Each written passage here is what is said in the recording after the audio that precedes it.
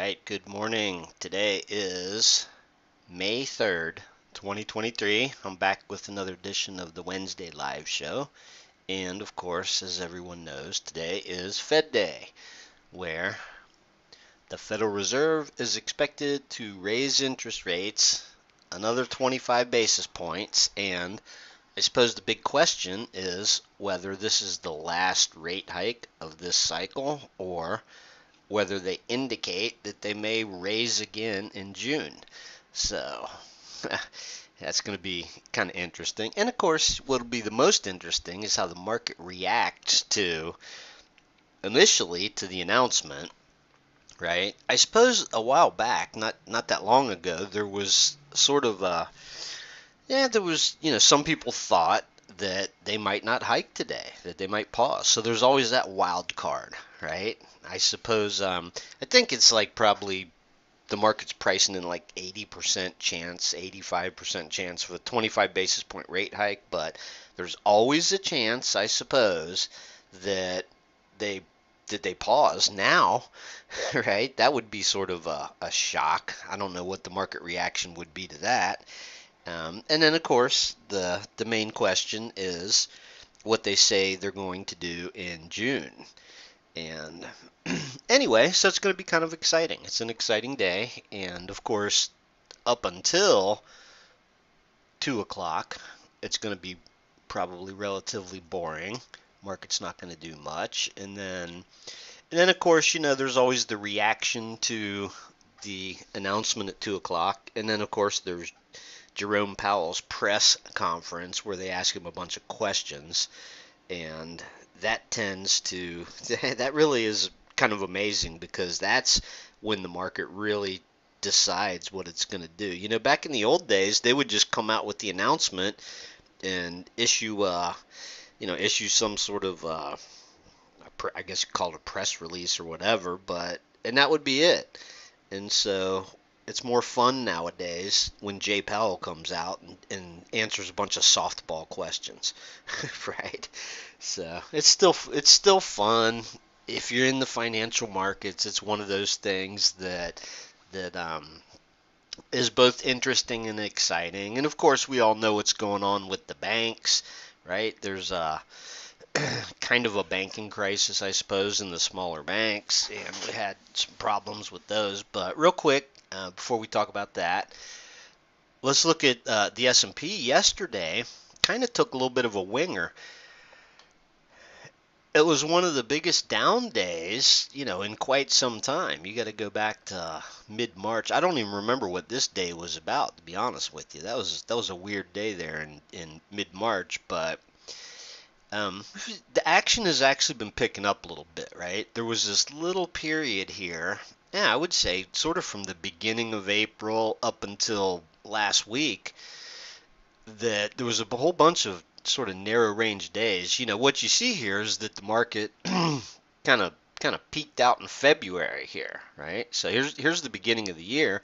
We had this big start of the year rally up to February, and then literally, like right starting at the beginning of February, it dipped all the way back down to where it came from. So notice this day in March here, this low is, pretty much covers up, encompasses the first trading day of the year. So we came back and retested the year-to-date lows, and then we rallied all the way back up here, took a little dip, and then back up and made a slightly, if I put this on a candlestick chart, you'll see that on Monday that was like, what they call, an evening star right there. So a couple big up days, and then textbook evening star, well, which I guess got confirmed yesterday, but in the bigger scheme of things, I mean, it doesn't mean a whole lot. And so everything's going to hinge on what the market's reaction is today. You'll notice the 50-day moving average is here. We've spent quite a bit of time above the 50-day, and the 200 days sloping up again and way down there. So, I mean, there's tons of support below. Interestingly enough, if I zoom out a little bit here, let's see, let's zoom all the way out to last year around this time.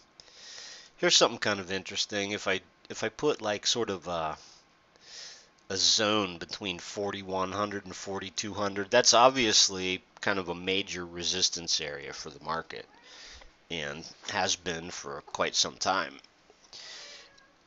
Whoop.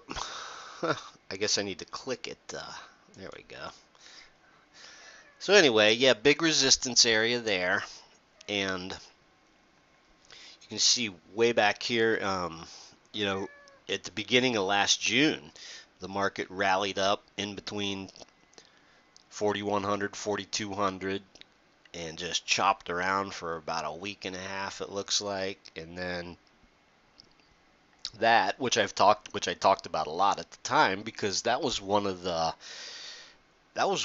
most brutal and fastest sort of a waterfall sell-off that I've seen in a long time. I mean, that was pretty amazing to go from, almost 4,200 all the way down here in just, a matter of days, a few days, to 3,700 was, and I'm sure it had something to do with the Fed and Fed language and interest rates and all that. But so, here's the thing. Even if, say they raise a quarter point today, and then, say they're going to pause, what they've been telling us, all the different Fed speakers for like the past year, is that they plan on holding rates at, at the peak level for at least the rest of the year. So, but of course, we also have these problems in the banking sector. So let's look at that. There's your regional banks. Look at that. Yesterday was a nasty day. KBE. There's a couple of them. There's actually a couple of ETFs. These kind of mirror each other. Well, this is the S&P Bank Index, which I would guess probably encompasses some of the larger ones. So, it's kind of like XLF. That's the financial sector. I guess that's more than just banks. That probably includes insurance companies or other financial type things. So KRE is probably this is probably the most, and I know there's a couple that I don't know off the top of my head, but this probably represents the smaller banks. So yeah, look at that. There's the pre-pandemic highs, considerably below that. And the funny thing is, this waterfall sort of sell-off here in March was basically like Silicon Valley Bank and Signature Bank, right? And so never really recovered. It kind of stabilized, and then, here we are, and I think it was like, 3 or 4 more banks starting to look rough, and anyway, so that's something that's going to be interesting to, and we talked about that probably, back here, what the problems were about all these banks, holding on to, loading up when interest rates were, nothing before this Fed rate hike cycle. They were loading up with treasuries and bonds and bonds that were yielding practically nothing, and so especially like long bonds. So when interest rates go up, long bonds lose their value. So anyway, we all know all about that. So one of the important things here, probably besides the Fed meeting today, one of the most important things, this is a weekly chart of Apple, and Apple is releasing earnings tomorrow after the close, right? Earnings 5/4 after the market closes. This is a weekly chart, and the reason I brought up the weekly chart is Apple's in a really super interesting spot here. So I tweaked my lines a little bit. I had drawn this channel on the daily chart, and I moved this upper line to coincide exactly with these two prior highs here. And you can see 2 weeks ago it touched that upper line and sort of looked like it was going to, to maybe get rejected. It was sort of well, it was one of those evening star weeks, which obviously, has to confirm. That's the thing with candlesticks. That's why, quite honestly, I prefer looking at open, high, low, close charts, but I can visualize what the candlesticks look like too. So sometimes I'll go through all my charts and look at the candles. But anyway, so Apple's got a breakout here of this massive channel. And of course, the breadth of the market is not all that great, right? I think I saw a statistic the other day that said that Apple and Microsoft are 14% of the S&P 500. So that's pretty amazing. But anyway, maybe more interesting than the Fed announcement is going to be what Apple does here on their earnings announcement, right? Especially, I mean, look, this is the all-time high here. It's within spitting distance of these peaks, and so regardless of what most stocks are doing, this is going to be the most important earnings release in a long time.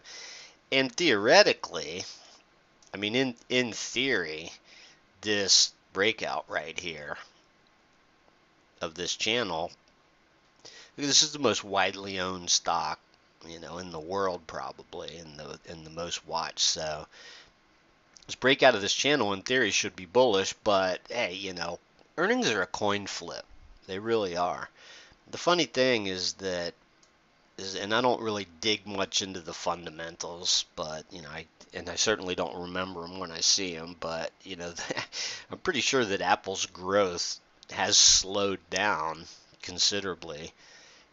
But it's perceived as the safe haven stock. So anyway, that's probably going to be just as important as what the Fed says, how it reacts. And I'm sure they'll probably end up with a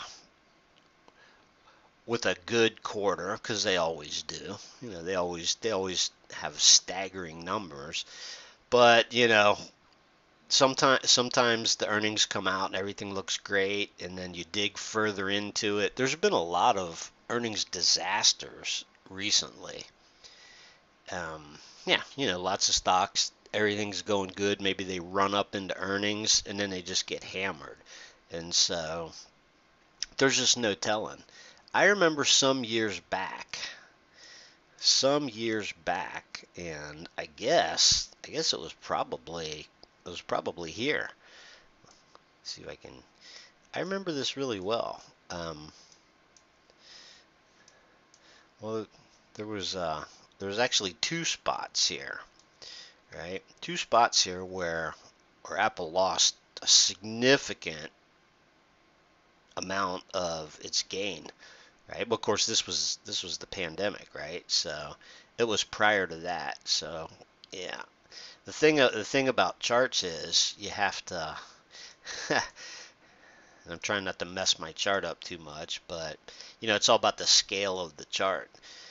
Like the 1987 crash just looks like a little blip on the chart you don't even notice based on what your scale looks like. But anyway, yeah, so I remember this pretty well. Apple lost a significant portion of its value back then, and of course I don't really remember exactly what it was all about, but my guess is, the business was slowing down, so it'll be really interesting to see what happens.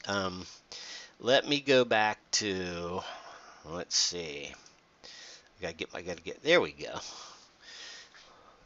Alright, so here's a weekly chart of the S&P, and I had drawn these trend lines on here a long time ago.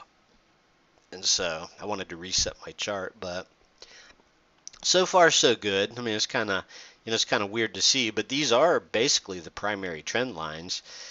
Let me go to a different chart here, because a lot of times trend lines like that, they kind of skew what you're looking at. Anyway, the funny thing is, is that if I sit back in my chair and look at this weekly chart right here, it kind of looks like a big giant cup is forming, and I've seen this pattern before. You get a huge run up and then kind of this sort of price, and it's a bullish looking chart. That's all I can say. But the crazy thing about it is that, in my mind, I know that there's I know that there's all sorts of reasons not to be bullish, reasons to be cautious. So it's hard to, yeah, they say the economy's not the market. So, I mean, we got the debt ceiling thing, we got these higher interest rates, you got problems in the banks, commercial real estate. I mean, it's on and on and on.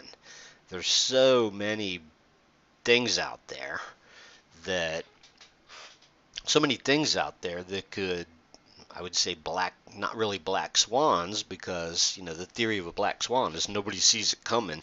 But, I mean, I can think of a dozen things, probably, just off the top of my head, reasons why, this market should probably be a lot lower. I mean, valuations are insane. I think, yeah, I've seen some of the favorite stocks in the market. I've seen valuation comparisons to prior times, and it does seem kind of crazy. Anyway, on the weekly chart, this is sort of the near-term primary trend line, and so unless and until that trend line were to break, then you got to kind of lean towards, and that's quite a ways down.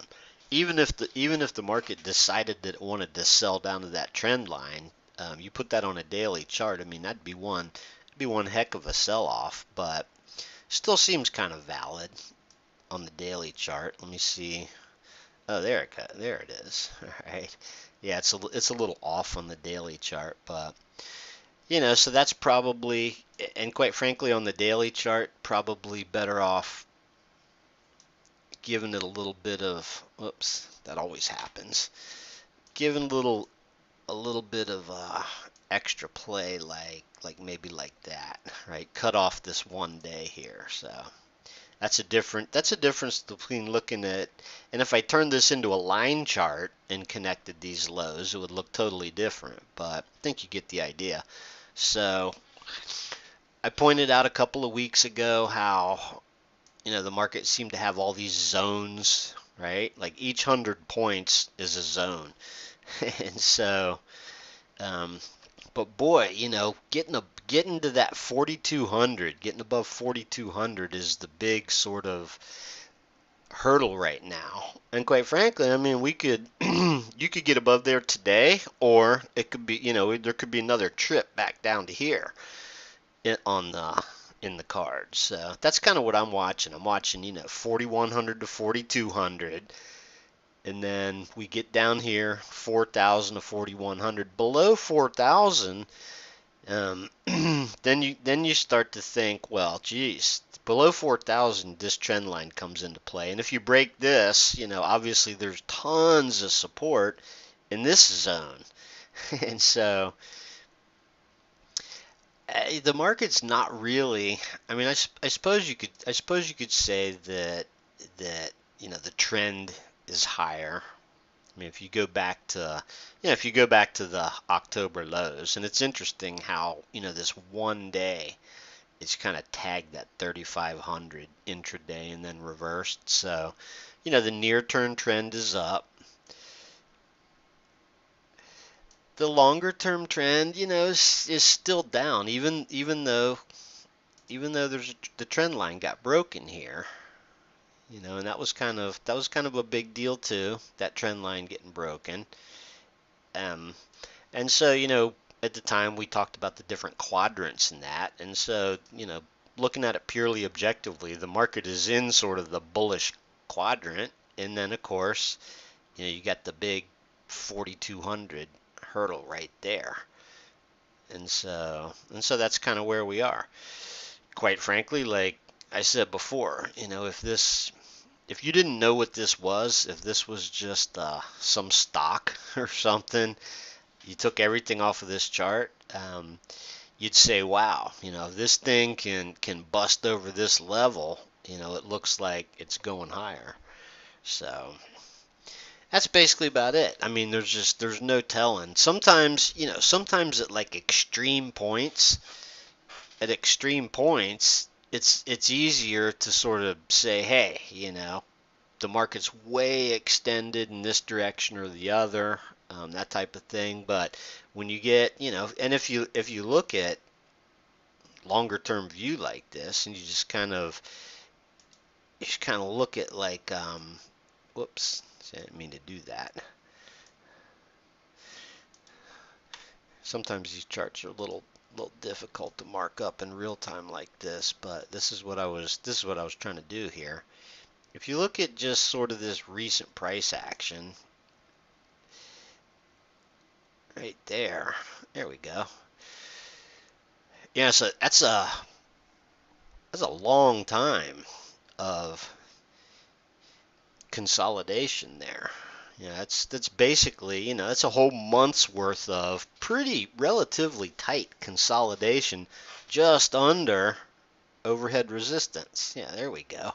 Just under overhead resistance. And so, you know, I keep seeing all these statistics about, hedge funds being short and net short positions and different positioning in that. And so theoretically, and that's exactly what I saw. I saw a statistic that said something like, institutions and or hedge funds maybe are like, have extremely large short positions, and in theory, no matter what the fundamentals are, it's all about positioning and flows and liquidity and all that stuff. And so on the outside chance that the market does break above this, could be another proverbial short squeeze like you see all the time, where you get like sort of these, short squeeze markets or whatever. And so a lot of that doesn't have anything to do with valuations or fundamentals or,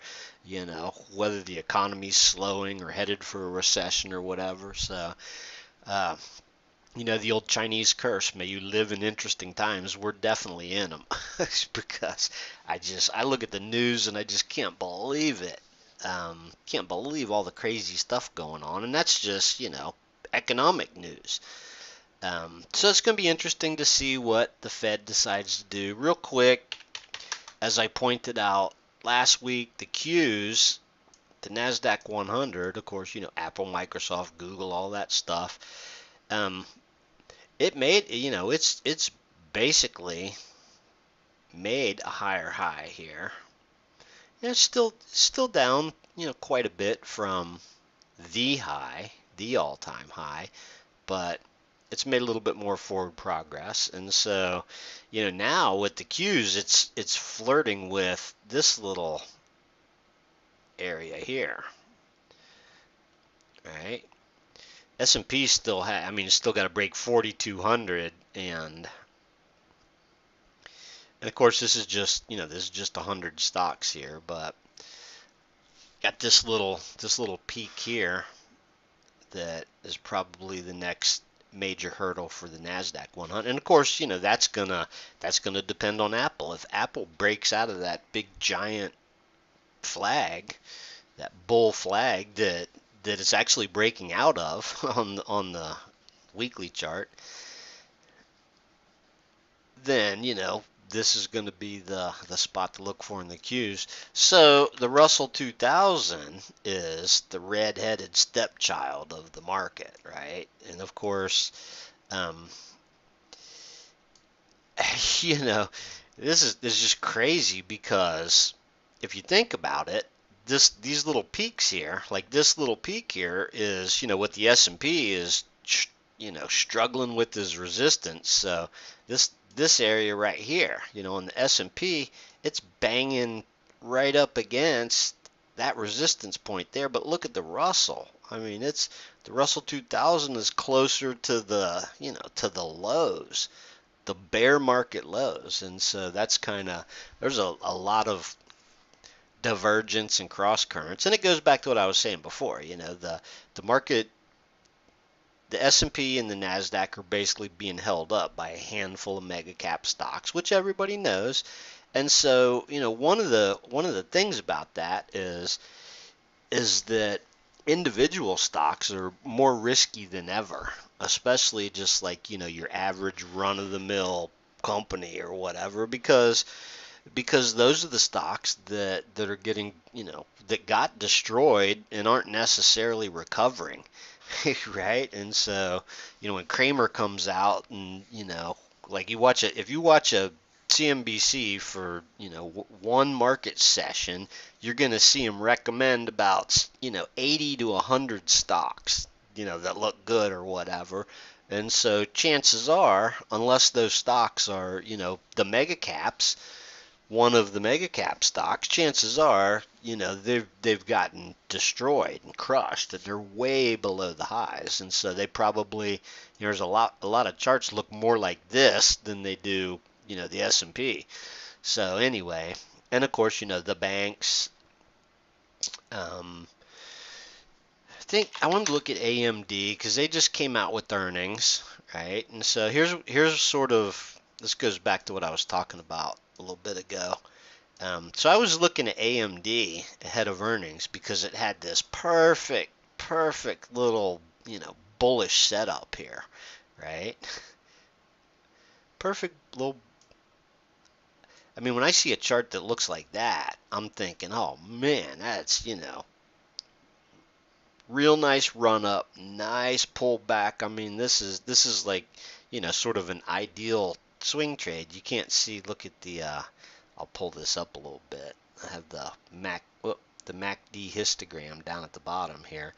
I mean, it's just a beautiful looking chart. Everything about this, and then a couple of days ahead of earnings, right? It breaks out here. It, breaks this trend line, and so. Which would theoretically lead you to believe that the earnings were going to be good and boom, it was going to pop back to 100, but you can see the reaction there, right? So that's the kind of, these are the kind of fake, and of course, that's not a big deal. We're talking AMD here, not a big deal, but that's the kind of earnings reactions that you can see. You can see a lot of fake outs, and so, holding the stock over earnings, just a crapshoot. As you know, we had an open trade that we closed ahead of earnings, and it had the same sort of thing. It had a horrendous reaction, but prior to the earnings release, it was a good-looking swing trade set up, and it worked out great. I mean, it was up almost double digits. We have another open trade that is up double digits, and it's going to be a little while before they come out with earnings. I think it's either later in the week or next week. So, but anyway. It is what it is. Everything is just basically going to depend on what happens with the Fed meeting and Apple over the next 2 days. So, real quick, I just wanted to revisit this little S&P chart with my MACD on here. So, MACD not really doing much here. This little histogram. This is one of my favorite indicators. Sometimes I have the MACD lines on here, but this is just a real nice clean chart and just gives me a good sort of view at the ups and downs.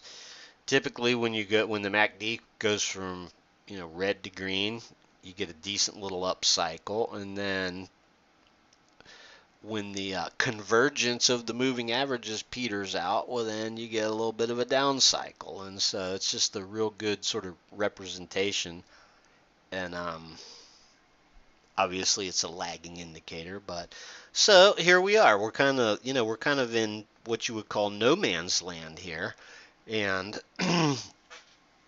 basically, like, whichever way we break out of that rectangle, now obviously there could be a little fake out, right? I mean, we could break to the downside and retest 4,000 or whatever and chop around, above this trend line. So I think this trend line is just basically, and even below that, I mean, there's tons and tons and tons of support. I don't even have the moving averages on this chart, but we looked at them earlier. So there's tons of support below.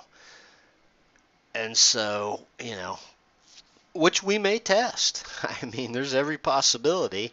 Um, there's no way to predict it. So anybody that says that they're sure which way it's going to go is pretending, because there's just no way to know. You know, I'm going to go back to what I said earlier. When I just sit back in my chair and stare at the chart with nothing on it, it looks to me like, it's forming a big giant cup and sort of wants to go back to the highs, but my common sense says, hey, this thing should probably be closer to the lows, just based on all the stuff going on. The the debt ceiling stuff, slowing economy, rising interest rates, all kinds of crazy stuff. So anyway, this time next week, when I do the next show, we'll have a much better idea of, well, we'll be able to see what transpired, and theoretically that'll give us some clues to what to expect next. So all we can do right now is just look at the different levels and say, hey, whatever the Fed, however the market reacts to the Fed and how the market reacts to Apple's earnings are going to be the main drivers. So let's sit back and see what happens. So thanks for tuning in. I'll see you back here next week, same time, same place.